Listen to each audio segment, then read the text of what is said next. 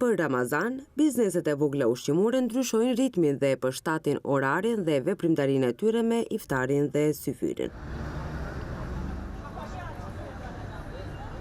I tillë është rasti i këtij lokali ku gjatë gjithë vitit shesin kryesisht doner, por për Ramazan, mishi i donerit gjatë ditës zbret nga shufra, ndërsa fokusi vendoset te ëmbëlsirat.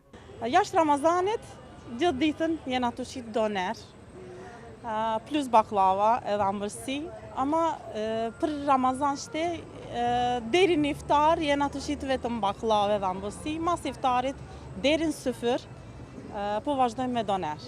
Jelizi thotë se interesimi për ëmbëlsira është shumë i lartë, ndërsa me afrimin e kohës së iftarit, deri në 15 persona njëherësh presin radhën për të marrë ëmbëlsirat e tyre. Ka 20, 25, 30 tepsi bakllavë jena të shit në dite, deri ora 5 deri në iftar, do me thonë.